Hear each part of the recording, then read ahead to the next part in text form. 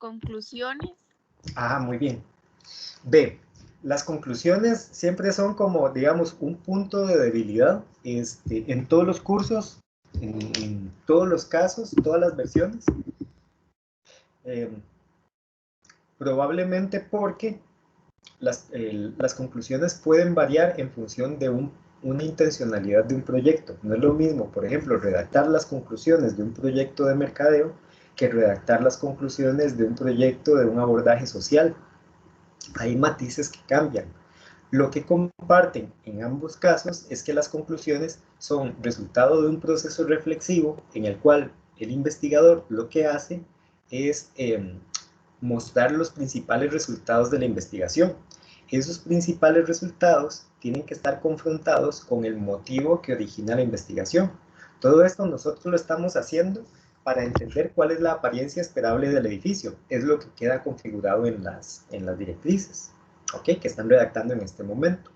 Cuando uno saca conclusiones en un proyecto como este, entonces pueden ser propiamente que tengan que ver con las directrices, cosas que yo no sabía desde un principio o que no me imaginé. Por decirte algo, uno podría concluir, si es que eso le parece algo que obtuvo, que ganó del proyecto, por ejemplo, que pudo demostrar cómo la proporción influye directamente en la transmisión del mensaje de Monumental. ¿Ok? Y que esa proporción debe ser tanto. ¿Qué otra cosa podrían concluir? Digamos, la primera vez que yo hice un abordaje de este tipo, lo que más me sorprendió fue que se volvía en algo muy, ¿cómo decirte?, tangible para manejar algo que es tan difícil como es el apartado estético. Entonces se convertía como en algo, en un medio muy eficiente para poder tener un sistema para crear todos los puntos de referencia necesarios para reproducir la belleza de algo. Entonces, para mí eso fue una de las conclusiones principales al hacer mi primer abordaje en este sentido. Entonces, contame, ¿qué aprendiste? ¿Qué aprendiste? ¿Qué te sorprendió? ¿Qué ves de útil? ¿Qué ves inútil? Eso también es conclusión. ¿Me explico? Ok.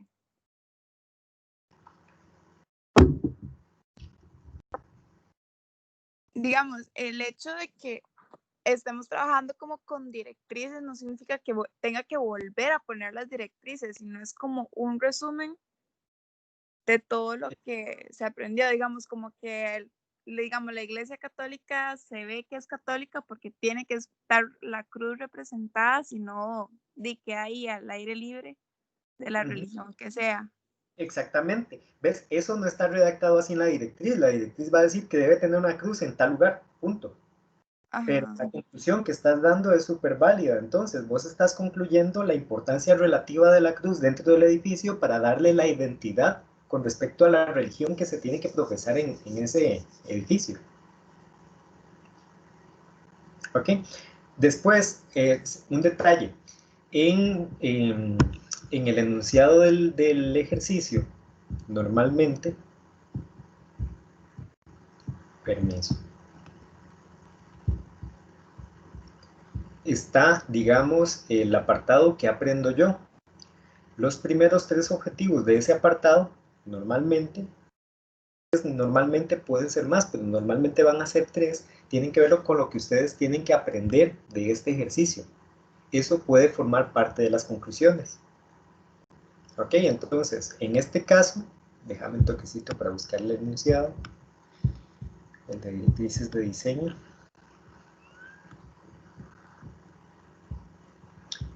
Se supone que tendrían que aprender a triangular la información semántica con la información sintáctica. Entonces, eso de la triangulación, algo tiene que haberte dejado. ¿Me explico? Algún aprendizaje podrías haber tenido a través de eso. Y eso puede desatar una conclusión. ¿Comprendes? Ok. Sí. Ve, en un proyecto de investigación cualquiera, las conclusiones siempre están relacionadas con los objetivos del proyecto. Como en este caso nosotros tenemos objetivos de aprendizaje, entonces las conclusiones es mejor como que se aborden desde esa perspectiva, por 2 motivos. Primero, porque mi misión como docente es evaluar los aprendizajes. Y lo segundo, porque eso hace que uno, cuando se cuestiona a sí mismo qué aprendí, se da cuenta de qué tanto aprendió o qué tan poco aprendió. ¿Me explico? Entonces te ayuda a tener como estudiante también una visión más crítica acerca del curso, acerca de la materia y acerca de la labor del docente. Y la otra, que normalmente en una investigación hay preguntas de investigación, es decir, hay una pregunta grande que es lo que se quiere resolver, pero hay preguntas que guían la investigación. Eso que se llama precisamente así, preguntas de investigación, también son guías para poder generar las conclusiones, porque todas esas preguntas de uno se las cuestiona porque quiere contestarlas, y la forma de contestarlas directo es a través del apartado de conclusiones. Listo, listo. Sí, ya me queda un poco más claro. Creo que es eso, como la confusión de que uno sabe que, digamos, en un trabajo de investigación, digo, uno tiene que contestar los objetivos, pero digamos, en este caso, uno se queda como, Claro, ¿qué claro, contesto? tenés razón, porque este es muy procedimental. Además, lo que estamos haciendo al final es una síntesis de información, y normalmente la síntesis está muy relacionada con las conclusiones. Entonces puedo entender, digamos, ese problema de interpretación de cómo hacerlo. Sí, muchas gracias, profe. Mucho gusto para servirte. Chicos, ¿alguna otra duda, consulta?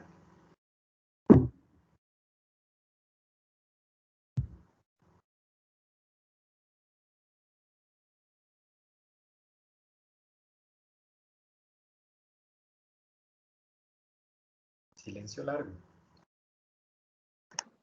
Parece que no, profe. Parece que no. Este silencio largo más bien lo interpreto como tengo dudas, pero no sé cómo preguntar. Sí, profe, yo sí estoy así, como que tengo una, pero no sé cómo formulársela. Listo. Más o menos por dónde anda tu duda, contame. A ver si Con podemos el, sacar de los dos. con el diagrama, profe, es que digamos, nosotros como para entenderlo bien hicimos un Jamboard, ¿verdad? Y todo Ajá. como para ubicar nuestras ideas, ¿verdad? El diagrama de afinidad te referís, ¿verdad? Ajá, Muy bien, exacto. perfecto. Y digamos, ya nosotros hicimos como esa parte, pero a la hora que nosotros tenemos como que formar el diagrama, o sea, ahí como que me hace un cortocircuito. Formar el diagrama, es decir, vamos a ver, el momento de crear las agrupaciones, ¿te referís? Sí, es que, o sea, digamos, nosotros hicimos las agrupaciones y todo bien, ¿verdad? Pero digamos, yo no entiendo si cuando usted se refiere a un diagrama, sería utilizar como, digamos, sacarle una captura de eso mismo o acomodar la información de otra forma distinta. No, no, no. La técnica se llama así. No es Ah, que hay que hacer algo más, es que se llama así la técnica, me explico. La técnica como tal se llama diagrama de afinidad. Se llama diagrama porque los datos fuente no necesariamente son escritos, pueden ser de muchos tipos. Y porque se trabaja de manera gráfica normalmente. Es decir, no de manera narrativa textual, sino utilizando porciones de información que están en papelitos. Entonces, al final el resultado es mucho más cercano a un diagrama que a un eh, mapa mental o que a un mapa conceptual o que a una narración. ¿Ves? Entonces, ok. exacto. El objetivo de esto es que tengamos grupos de información que son afines, que son coherentes y consistentes, para a partir de este grupo empezar a ver cómo se relacionan y cómo nosotros podemos dar una explicación a la pregunta. Nuestra pregunta en este caso es cómo se arma la imagen esperable de la iglesia. Entonces la idea es relacionar los significados con las partes materiales que podemos percibir a través del sentido de la vista para entender cuál de esas cosas que son materiales y que vemos son las que emiten los mensajes. Eso es lo que tenemos que concluir y al final redactarlo, ahora sí, o sea, una vez identificados cuáles son esas características, redactarlas como normas, como leyes. ¿Ok? Eh, de manera, como les decía en el webinar, de manera mandatoria, porque es una directriz, es decir, es algo que se tiene que obedecer. Entonces, si ubican algo que definitivamente tiene que estar, se tiene que redactar con debe tener tal y tal cosa. Y si encuentran cosas que podrían o podrían no estar, podrían estar o podrían no estar, entonces ahí se puede utilizar el término y puede tener tal y tal otra. ¿Sí me explico? Sí, perfecto. Perfecto. Eh, ¿Alguna otra duda, chicos? ¿Alguien más que esté en este impasse, digamos, de tengo una duda, pero no estoy claro de qué duda tengo?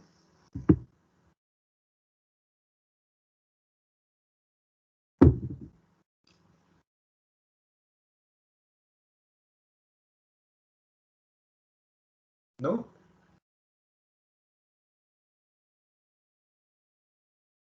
Ok. Vean, quiero mostrarles un toquecito para abrir el libro, porque a partir de este par de consultas se me ocurrió que podríamos ver en el libro de Franklin Hernández de Estética Artificial la redacción de unas directrices que él tiene enunciadas para el estilo gótico. Entonces, denme un toquecito para buscarlo.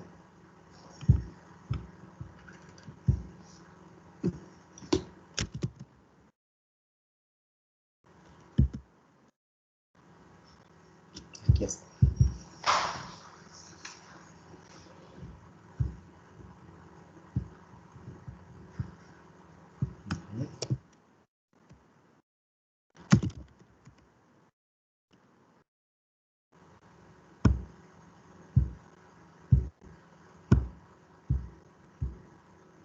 Listo, está por aquí.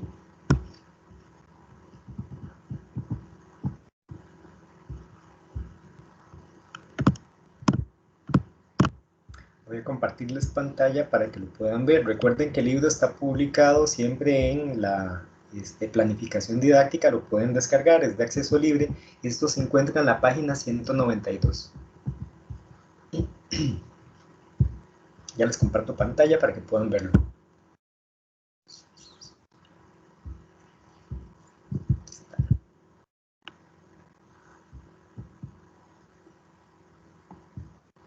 Ok, ahora, este tema en este libro no está abordado de la manera en que lo estamos viendo, porque este libro fue escrito como en el año 97, 96, 97 o algo por el estilo, y la investigación en este campo estaba bastante incipiente. Sin embargo, a pesar de no ser exactamente el procedimiento que nosotros estamos viendo, es exactamente el mismo producto. Entonces, Franklin dice lo siguiente por acá: tratando de llevar esta idea al límite, precisamente lo que está proponiendo es que si uno estudia un estilo completo, puede redactar una síntesis de directrices que ayuden a transferir la belleza de un estilo hacia otro producto, hacia un producto, aunque no pretenda ser del mismo estilo. Al límite se podría pensar en un programa de computadora que estaría definido por las interpretaciones de los axiomas básicos. En nuestro ejemplo sería algo así. Estos 5 axiomas que vamos a ver se relacionan con el estilo gótico. Primero, mantenga siempre la verticalidad como concepto básico, con al menos un 60% de la importancia total. Además, cada forma o conjunto de formas debe ser mínimo 2 veces más alto que ancho. Entonces, ¿qué dice esta directriz? Número 1, hay que mantener la verticalidad, ¿ok? Como concepto básico de lo que sea que se vaya a crear. Que al menos un 60% del mensaje sea la verticalidad. Tiene un 60% al menos de dominancia. ¿Esto qué quiere decir? Que la composición podría tener elementos predominantemente horizontales, pero que cuando uno ve el conjunto total, tiene una mayor sensación de verticalidad que de horizontalidad. Además, cada forma o conjunto de formas debe ser mínimo 2 veces más alto que ancho. Con esto se asegura que sea esbelto. 2 veces más alto que ancho asegura que el mensaje de verticalidad sobreviva siempre. Segundo, enfatice ritmos laterales respetando la regla 1. ¿Qué quiere decir eso? Entonces vamos a hacer un énfasis en los laterales, en el ritmo, en las repeticiones que hay en los laterales, respetando que ese ritmo debe obedecer la regla 1. Tercero, mantenga la escala vertical al menos 10 veces más alta que la altura humana. Noten entonces que ya aquí nos está hablando de proporción, en donde habla de mínimo 2 veces más alto que ancho. Y ahí nos está dando un tratado de proporción mínimo. De ahí puedo crecer un poco más, puedo trabajarlo a discrecionalidad, pero no puedo bajar de esa proporción. Ya no podría tener un 1 a 1 o un 1.5 a 1. Necesito necesariamente tener el doble de alto respecto del ancho. Y en este caso, nos está dando la medida absoluta. Mantenga la escala vertical al menos 10 veces más alta que la altura humana. Entonces ya tengo la parte de proporción y ya tengo esta otra parte que me dice exactamente cuál es la medida absoluta, ya no la relativa. Cuarto, favorezca que el 20% de los elementos sean evidentemente más altos que el resto del conjunto, concepto de torres. Entonces, hay elementos compositivos que no necesariamente son torres, pero ese 20% es mucho más alto que el resto del edificio. Entonces, en algunos podrían ser las torres, en otros podrían ser pináculos, en otros podrían ser otros elementos de la composición.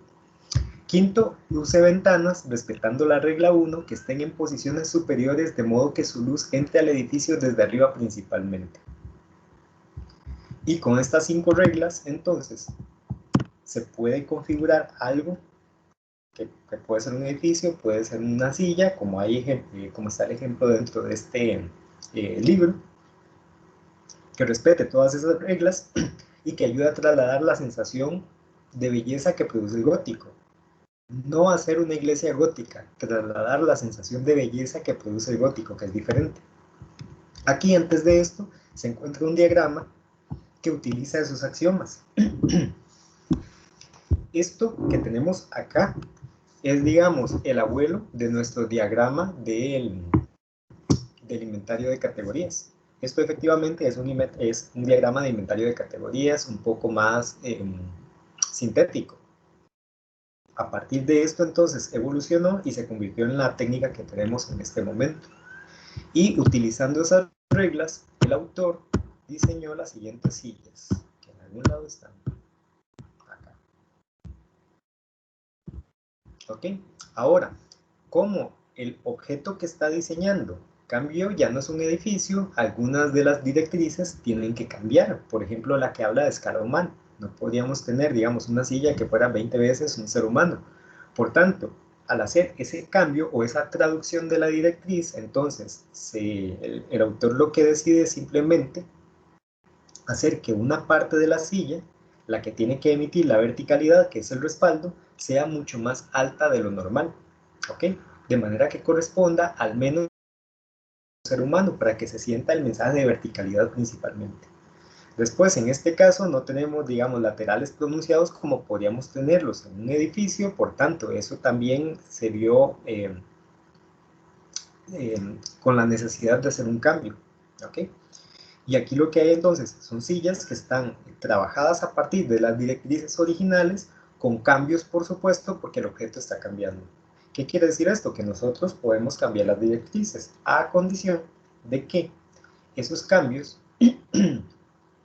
no afecten el mensaje principal que se deba declarar. Y en el caso del gótico, el mensaje de verticalidad es el más fuerte de todos, que es el que se está conservando, en este caso particular, en las sillas. ¿Comprenden, chicos?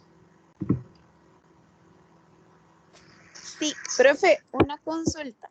Sí. Creo que es un poco, no sé, como de concepto.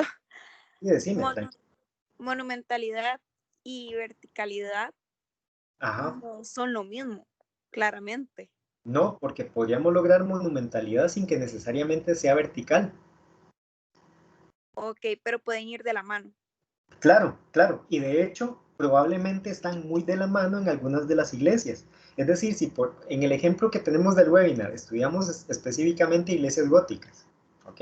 Y en ese caso van muy de la manita porque primero, porque la monumentalidad la da normalmente la escala. Que la escala sea mucho mayor que el ser humano ya da el mensaje de monumental. ¿Ok? Eso es el factor potenciador de escala que vimos en la clase de contraste. Pero además de eso, son verticales. Y al ser verticales da una sensación de mayor altura que la que de verdad tienen. Ok. Entonces, digamos, como dijo en este caso, sería a punta de las torres, digamos. que puede ser a punta de las torres, porque, permiso, no tenemos idea de cuáles son los edificios que el autor estudió para sacar estas conclusiones, ¿verdad? Por el diagrama que tenemos aquí, diríamos que es del gótico correspondiente a la tipología de Notre Dame. ¿Ok? No correspondiente a la tipología, por ejemplo, del Duomo de Milano, que es triangular y que es mucho más masivo, ¿verdad? Entonces, asumamos, ¿verdad?, de buena fe que él estudió solo edificios de este tipo. Entonces, él tenía que decir que la verticalidad predominaba. ¿Ok? Sin embargo, si te das cuenta, la mayor parte del edificio no es tan vertical, es que las torres aportan la verticalidad al final. Sí. Entonces, él lo resuelve hablando de qué porcentaje del edificio debe ser más alto que el resto. Ok. ¿Ok? Ahora, chicos, estas, digamos, directrices que nos da Franklin en el libro son altamente sintéticas, digamos, son una obra maestra de las directrices, porque en una sola resume como 4 cosas a la vez. Si a ustedes se les hace demasiado complicado hacerlo de esa manera, entonces sencillamente redacten una a la vez. No hay ningún problema en que al final nos queden 20 directrices. Después lo que hay que aprender con el tiempo es simplemente a poderlas unir, ¿ok? Sintetizar más. Pero en este momento lo importante es que tengamos la información para diseñar. A mí no me molesta que hayan 5, que hayan 10 o que hayan 20. La condición es que tiene que estar la información suficiente para diseñar el proyecto. Y si pueden hacerlo, de ahí, genial, perfecto. Pero si no, no se estresen.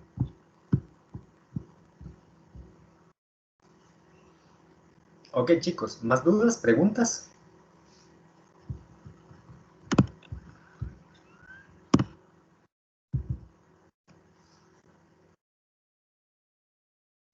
No, profe, todo bien. ¿Todo bien? Sí. Perfecto. Profe, dejamos la fecha de entrega para hoy, ¿verdad? Eso les iba a preguntar, ¿cómo es? Vamos a ver, ¿cómo sienten la fecha de entrega para hoy?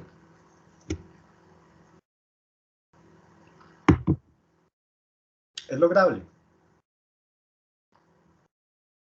Bueno, por lo menos en mi grupo es que nosotros lo habíamos, o sea, ya habíamos avanzado, pero siempre habíamos tomado en cuenta que es para el viernes, más que tenemos otras cosillas. Entonces, no sé si, o sea, si puede ser para el viernes mucho mejor. No hay ningún problema en que sea para el viernes. Eso no nos molesta mucho en el cronograma, porque de todas formas el proyecto final nos va a entregar la próxima semana. Entonces no hay ningún problema en que entreguen este viernes esta tarea. Sí, Entonces, nosotros también preferimos como el viernes. muy bien, entonces se entrega el viernes. Si algún grupo quiere entregarlo hoy, no hay ningún problema, también puede hacerlo. Pero dejamos como fecha de entrega oficial el próximo viernes, que es 11, si no me equivoco. Vamos a ver. El cursor. Sí, Es viernes correcto, 11. viernes 11. Ok, muy bien, chicos. Ahora, lo que sigue es qué vamos a hacer con todas estas reglas. Una vez que tengamos algo como estas 5 reglas que tenemos por acá, bueno, la cantidad que ustedes tengan, lo que sigue es, número 1, decidir cuáles de ellas podrían cambiar. ¿Ok? No tienen que conservarlas tal cual, porque si las conservan exactamente igual, van a producir otro edificio más. Entonces, la idea más bien es como que ustedes puedan dar su aporte creativo. Las reglas no necesariamente tienen que cambiarse ya en este momento antes de diseñar. Más bien eso es algo que sucede orgánicamente en el momento en que uno está diseñando y se da cuenta como de qué cosas podrían cambiar para hacer que el edificio esté diferenciado respecto de lo existente. Digamos que no es mi deseo, honestamente, que ustedes hagan un edificio más. La idea es más bien que se den la oportunidad de explorar para generar algo que efectivamente se diferencie dentro del cuadrante que están estudiando. Como les decía, esto fluye orgánicamente cuando uno hace las, ¿cómo se llama? Las propuestas de diseño. Sin embargo, desde el principio podría haber cosas como que uno diga esto como que debería de cambiarse porque está demasiado repetido. Entonces, esa es parte de la reflexión inicial. Uno ve las directrices y entonces agrega o quita o modifica alguna de ellas. A partir de esto, entonces, lo que sigue es, utilizando las directrices, empezar a diseñar, generar bocetos, ¿ok? Ahora, no necesariamente es que uno tiene que estar con las directrices a la par dibujando exactamente lo que aquí dice, no, no funciona de esa manera. Uno hace el boceto, una vez que tiene el boceto y define si le agrada o no le agrada, lo confronta con las directrices. ellas te van a ayudar a mejorarlo. Entonces, si de repente se siente muy chiquitillo, probablemente lo que falte es escala, ¿ok? Si de repente se siente como que todavía no transmite el mensaje, qué sé yo, de monumentalidad, entonces probablemente sea una de dos cosas o las dos a la vez, escala o proporción o ambas. Y eso entonces ayuda a verlo, las directrices, sirven para orientar el proceso de diseño. Y también sirven para, una vez que tenemos 5 propuestas, definir cuál de todas ellas cumple mejor con las reglas de diseño. La que cumple mejor probablemente transmite mejor el mensaje, porque el mensaje está codificado por esas directrices. Entonces, es un medio muy valioso para poder guiar el proceso y para poder evaluar el resultado final. Ya les voy a mostrar entonces el enunciado de la labor del proyecto final.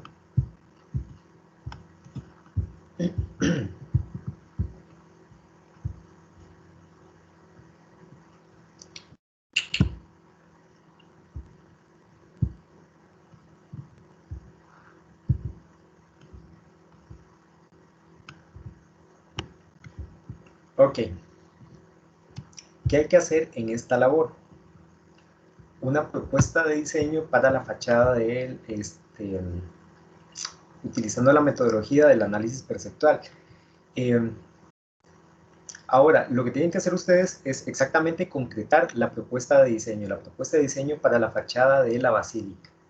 ¿Qué hay que aprender de todo esto? Relacionar la teoría de la semiótica con la metodología del análisis perceptual, desarrollar un análisis perceptual, la realización de un análisis a través de ejes semánticos, la definición de la estructura sintagmática de la apariencia esperable de un edificio, la determinación de las relaciones paradigmáticas que determinan la frase semántica de un edificio. Esto que vemos acá es lo que hicimos con el inventario de categorías, esto que tenemos acá es lo que hicimos con los mínimos comunes, la codificación de look and feel a través de un moodboard, la identificación de personas que influyen en la apariencia esperable, la identificación de las características que identifican a su vez un lenguaje visual, el uso de información obtenida a través de un análisis perceptual en el diseño de un objeto arquitectónico. Entonces, esto en realidad son los aprendizajes que deberían estar derivados del curso completo, que están sintetizados dentro del proyecto final. ¿Cómo hay que hacerlo? Realizar un moodboard que represente el look and feel del proyecto, codificando la frase semántica. Entonces ya ustedes tienen en este momento una frase semántica. ¿Qué vamos a hacer con ella? Vamos a crear un moodboard, un tablero, que sirve para visualizar, para crear una expresión de qué es la intencionalidad desde el punto de vista perceptual del diseño. Entonces lo que van a generar es como un tablero en el cual van a poner imágenes que se relacionen con ese concepto que quieren explotar. ¿Comprenden, chicos?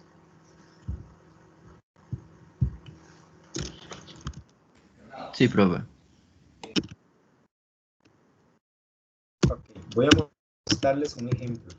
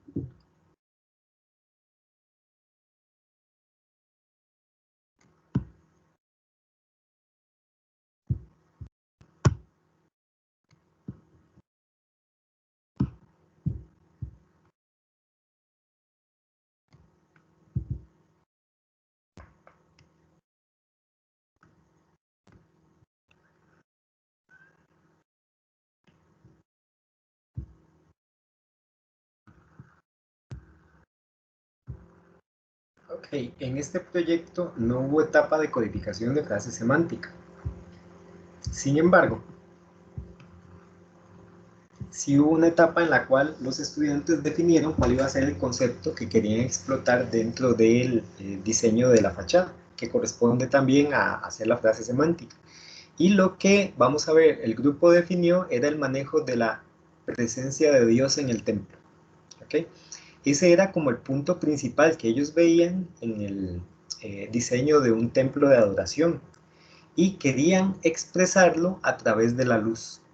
Entonces, su moodboard, que es este, como verán, tiene ejemplos, imágenes, que de alguna manera transmiten esa información de carácter perceptual codificada. Como entonces en el interior del templo se encuentra la presencia de Dios a través del uso simbólico de la luz. Pues por eso tenemos esta familia en un atardecer en donde la escena es predominantemente luminosa y se puede percibir a través del contraste de luminosidad. En esta otra donde tenemos la mano de una de las personas integrantes del grupo, que era no recuerdo cómo la llamaron ellos, me parece que era como la viejita piadosa, que está orando en el templo. Tenemos esta otra que es un templo icónico, ¿verdad? Donde se utiliza la cruz y la entrada de luz exterior hacia el interior del templo para codificar también la presencia de Dios. Esta otra donde hay luz que cae, ¿cómo se llama?, lateralmente sobre un libro que parece ser la Biblia, y así sucesivamente. Entonces, este moodboard es muy coherente con respecto a lo que se pretendía lograr dentro del diseño del templo. Cuando diseñaron el templo, entonces, su solución material para eso fue hacer que el cuerpo de la iglesia estuviera separado por completo para permitir la entrada de luz justamente en esta gran apertura. De manera que la iglesia siempre, en todo momento del día, tuviera luz natural dentro del templo, pero también de manera simbólica, que al mediodía, la hora del ángelus, estuviera cayendo verticalmente sobre tanto sobre el acceso como sobre el altar. Para completar entonces esta metáfora de la presencia de Dios en el templo. También de noche entonces el templo tiene una, sobre todo en la parte de la estructura, de la parte más alta, sobreiluminación para que se convierta en una lámpara, para que se sienta el templo vivo y que dentro del templo hay luz que corresponde a la presencia de Dios. Intencionalidad que tenían desde el punto de vista del mensaje que efectivamente se está transmitiendo quedó codificada en este moodboard, que no pretende ser una colección de iglesias que muestran cómo va a ser la iglesia futura, sino que más bien muestran la serie de emocionalidades, de sensaciones, de mensajes que deben de interpretarse cuando alguien está en presencia del templo. ¿Comprenden, chicos?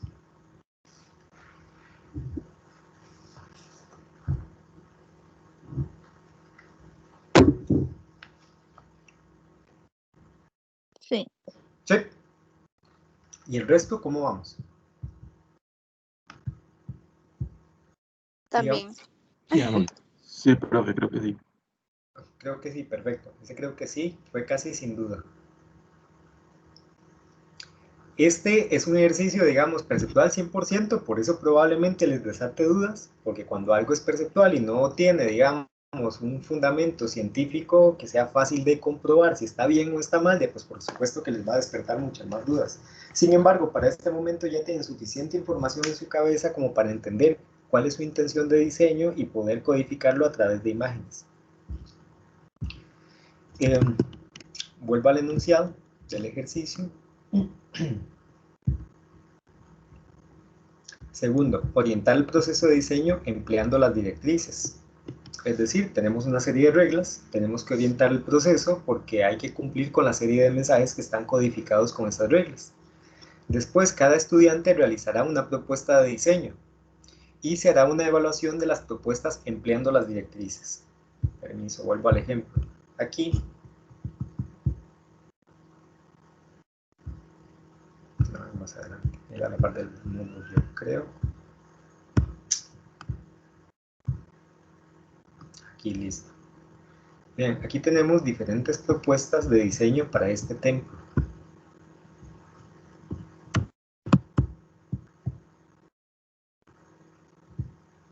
Son propuestas hechas por diferentes estudiantes. Cuando tuvimos sesión de consulta acerca de estas propuestas, los tres decían lo mismo. Profe, es que como que sí, pero que no. Y yo no entiendo qué está pasando. Me dice, sí, es que, digamos, la forma parece bien, la composición parece bien, pero todavía no da la sensación que debe dar. Y en realidad el problema era muy sencillo, ¿ok? Vean la escala, vean aquí el ser humano y vean la altura total del edificio. Entonces, esto empieza a ser más bien una iglesita, así como una capilla de velación. No tiene la dimensión necesaria para poder transmitir el mensaje soy una basílica. Y de hecho eso está expresado dentro de las directrices. Entonces lo que hicimos esa vez fue sentarnos a ver las directrices y notamos efectivamente que en la que estaba fallando sobre todo era en la que tenía que ver con la proporción y la escala. Algo parecido pasaba con este. Este ya tiene más como dimensión de iglesia, pero todavía no es suficientemente grande. Ahora, aquí sí hay como una relación de algo que podrían ser los seres humanos, pero esto que tenemos por acá alrededor como contexto parecen matorrales más que contornos de árboles, y eso no ayuda mucho a transmitir la sensación de escala. Y lo mismo pasaba con este último.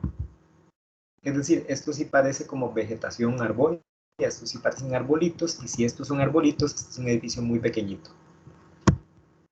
Entonces las directrices sí pueden ayudar a evaluar a pesar de que sean bocetos tan incipientes como este. Y a partir de ello entonces se hicieron las correcciones necesarias para poder generar este segundo, bueno, segundo no, este fue como el tercer diseño que ellos hicieron.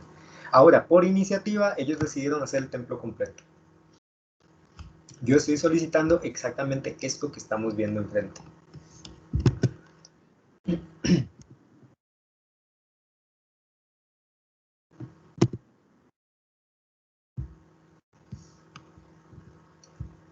Será elegida la propuesta que el grupo considere represente mejor la intencionalidad de diseño. Entonces, ¿qué vamos a hacer? O sea, ¿cómo se va a decidir eso? Número 1, con las directrices. Número 2, con el moodboard. El moodboard tiene que expresar cuál es la intencionalidad de diseño. Entonces, el moodboard ayuda, por supuesto, a evaluarla.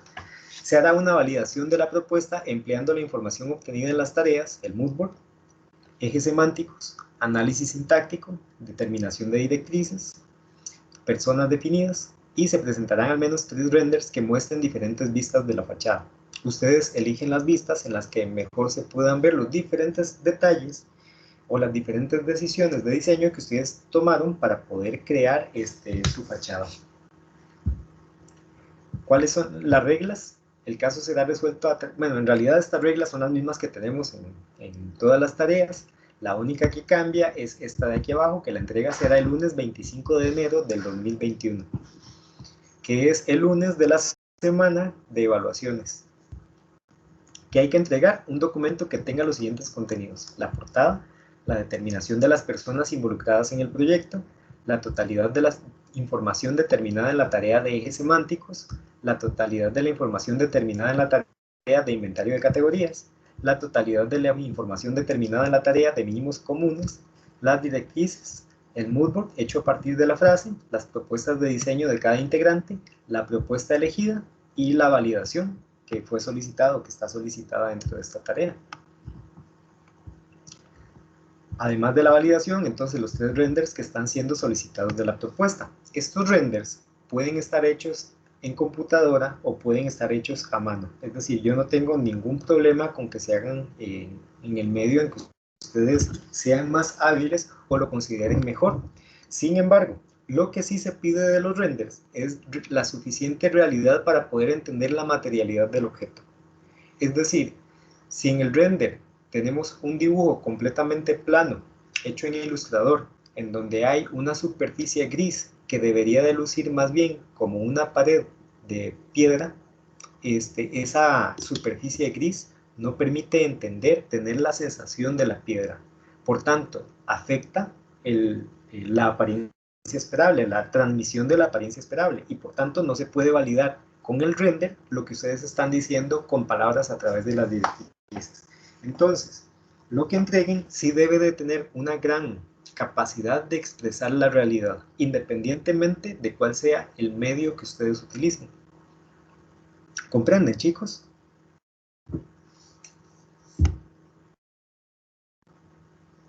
Sí, profe. Sí. Listo, entonces, el medio es abierto, ustedes pueden hacerlo como quieran, como deseen, como sean más hábiles, pero sí tiene que ser muy realista el acabado para que puedan notarse que efectivamente esa codificación de características que hay en la materialidad emite el mensaje correcto. Y la evaluación se hace con respecto a la coherencia que tiene la propuesta con todo lo que hemos determinado anteriormente. Tenemos coherencia con el moodboard, 20%, coherencia con el análisis semántico, es decir, el cuadrante que estudiamos, 30%, coherencia con las directrices, 40%, coherencia con las personas, 10%. Va a ser considerado excelente desde el punto de vista de la coherencia con el moodboard si el resultado es completamente coherente con el moodboard, y así sucesivamente con cada uno de los integrantes de esta rúbrica. Un tip, chicos, muy útil, por cierto: el resultado va bien cuando encaja en el cuadrante. Es decir, si uno ve la propuesta de diseño y entonces se siente pertenencia con los edificios que están dentro del cuadrante, todo bien, ¿ok? Si no encaja dentro del cuadrante, pero encaja en cualquiera de los otros, sigue estando bien, ¿ok? Si no encaja dentro del cuadrante, pero encaja en alguno de los otros, es porque alguna de las decisiones que tomamos simplemente lo trasladó de cuadrante, lo cual no invalida la investigación porque sigue transmitiendo la imagen esperable de una basílica. ¿Comprenden, chicos?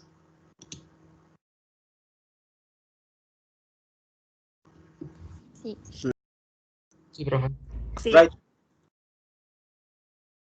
Permítanme un segundo. Profe, yo tengo una duda general. Decime.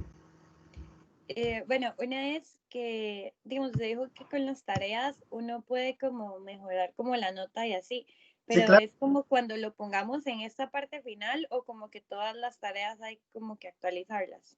Ah, no, en esta parte final. Ok. Y la otra es, en semana colchón, ¿uno puede revisar? Sí, claro, por supuesto. Ok. Ok, digamos, nosotros volvemos la semana del 18, si no me equivoco. Ajá. Parece. Y esa semana, por supuesto que yo estoy dispuesto y disponible a darles consulta, porque si no quedan por completo a la mano de Dios. Entonces la idea es que tengamos al menos una sesión de retroalimentación para ver, por ejemplo, el moodboard, o para ver propuestas de diseño y orientarlos en ese sentido. Ahora denme un toquecito para ver si encuentro un proyecto que sí quería mostrarles, que tiene una validación muy bien hecha, o más bien resultados muy bien logrados. Y la validación hace que los ejemplos parezcan más bien integrantes del cuadrante y no algo que se generó a partir del cuadrante. Vamos a ver si tengo por acá el documento. No lo tengo a la mano. Ni tengo idea de dónde está en este momento.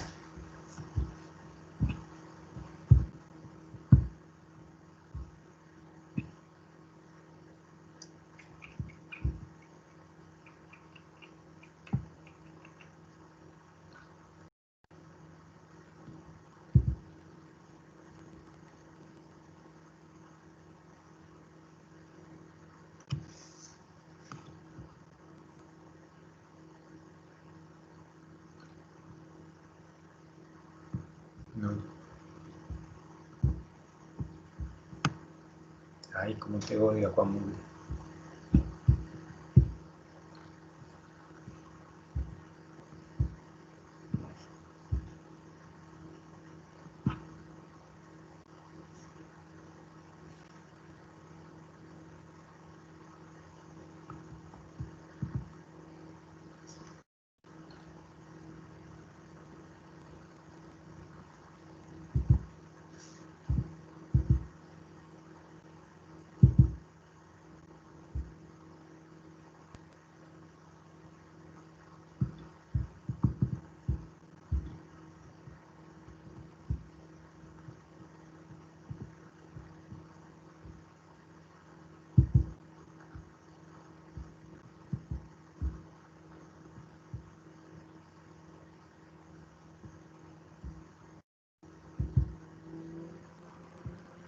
Perfecto, lo encontré.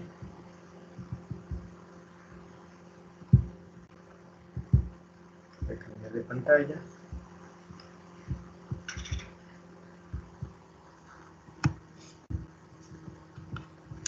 Listo.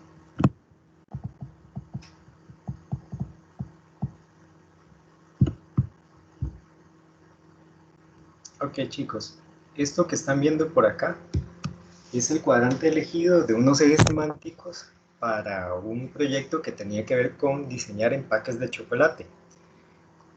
busquen el que es la propuesta de diseño del estudiante.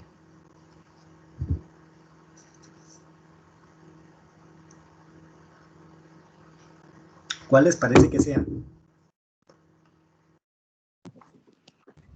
La mandala. El de abajo. Bueno, que parece una mandala. No, no es ese. ¿Cuál es el de abajo? Que dice El- como dark el de la- chocolate. Esquina inferior derecha. ¿Qué dice o qué tiene? Esquina inferior derecha. El de las anclas. No veo muy bien, pero. Ajá, que está como un poquito más arriba del pequeñito. Ajá, listo, el de las anclas. No, no es ese.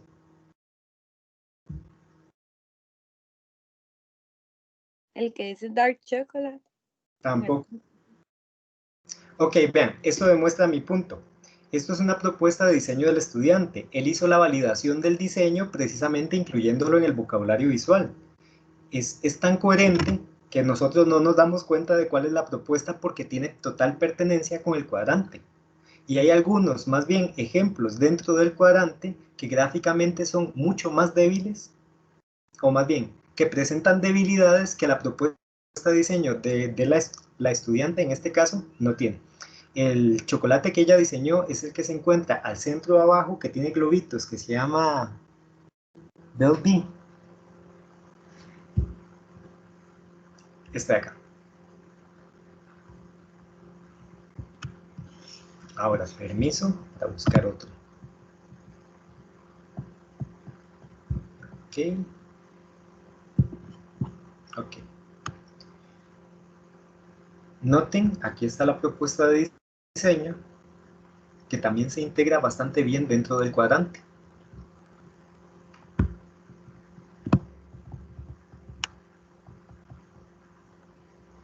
Esta, permiso, esta es.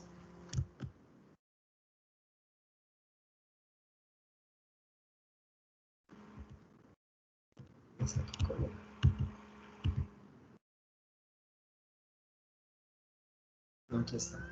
Aquí está la propuesta de diseño integrada también dentro de los ejes. Se integra bastante bien. Es decir, se siente la pertenencia de la propuesta con los ejemplos que están dentro del cuadrante. Eso es un indicador de éxito perceptual, porque entonces quiere decir que está emitiendo mensajes similares a los que están presentes dentro del cuadrante. Entonces, si ustedes diseñan su edificio, ponen su propuesta de diseño en el cuadrante y detona la sensación de pertenencia, quiere decir que está emitiendo los mismos mensajes que están codificados ahí y que por tanto estéticamente tiene altísimas probabilidades de ser un éxito. ¿Comprenden, chicos?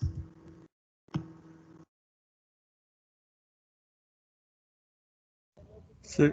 Sí.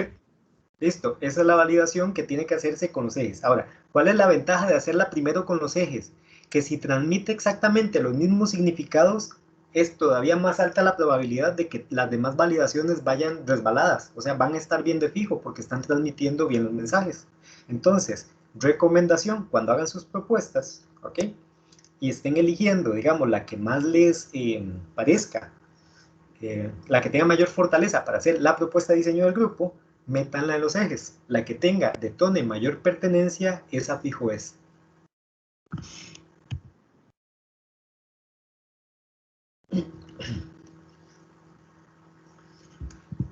Ok, chicos. ¿Dudas?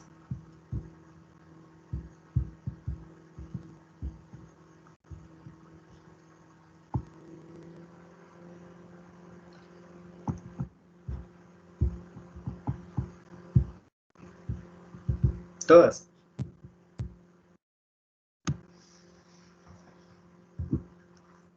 Ahora voy entendiendo los resultados a los que tengo que llegar.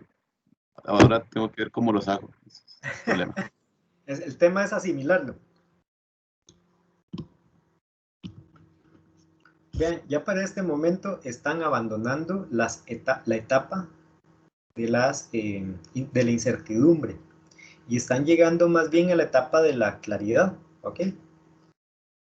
Esta etapa se vuelve mucho más fácil porque todo es más claro, ya tienen la información para diseñar, lo que sigue es simplemente diseñar. Disfruten esta parte. Mi recomendación, la que les hice hace como 15 días me parece, o la semana pasada, no lo recuerdo bien, es empiecen a diseñar ya, ¿ok? sin importar en este momento que encaje en el cuadrante, que siga las directrices y demás, porque ya la información está en su cabeza. Uno no depende de escribir las cosas para seguir, digamos, el camino correcto. Ya la información está dentro de ustedes, está en su aparato cognitivo y lo que produzcan puede estar muy cercano. Las directrices tienen como misión ayudarnos a evaluar, ayudarnos a dirigir el proceso, ayudarnos a validar. Por eso es que hay que escribirlas. Pero eso no quiere decir que yo dependa de ellas 100%, de tenerlas completamente escritas para poder diseñar. Normalmente no funciona de esa manera, es decir, nosotros nos apropiamos de la información y no es necesario sacarla en un texto para poderla utilizar. Lo que debe de suceder es que ya está dentro de nuestro cerebro y que él encuentre utilidad en esa información, independientemente de que nosotros de manera consciente la veamos o no la veamos dicha utilidad. Entonces, recomendación, empiecen a diseñar inmediatamente, ¿ok? Hagan bocetos así como básicos, primarios, exploratorios, para empezar a ver qué tal les va con todo esto. Después ya pueden afinarlos más. Y eso les va a ayudar mucho a tener opciones también para mejorar el proceso, porque si se esperan a tener las directrices o a que llegue el momento de empezar a diseñar todo esto, de ahí se les hace un espacio de tiempo más corto. Y diseñar una iglesia es muy chiva, es de los edificios más chuzos para diseñar porque da muchas posibilidades en el campo simbólico que no les daría, por ejemplo, el diseño de no sé, una torre de oficinas.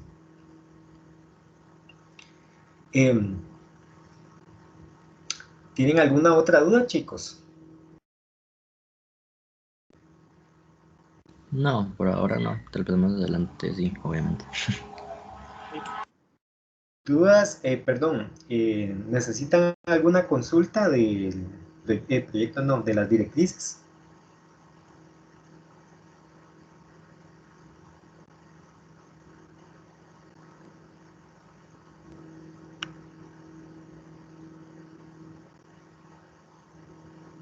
¿No?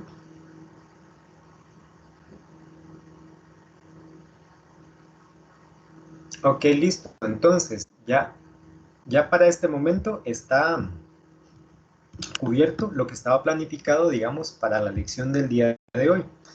Entonces, creo que ya podemos cerrar aquí la sesión.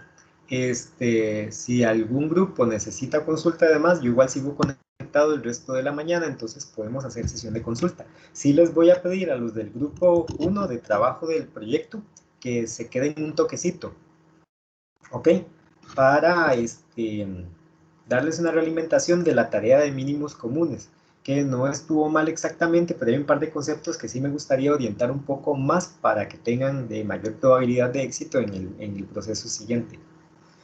Entonces, si el resto no tiene más preguntas, nos vemos la próxima semana. Ok, profe, muchas gracias. Ok, profe, gracias. Para servirles. Gracias, profe. Un placer. Gracias, profe. Con mucho gusto. Hasta luego. Hasta luego, hasta luego.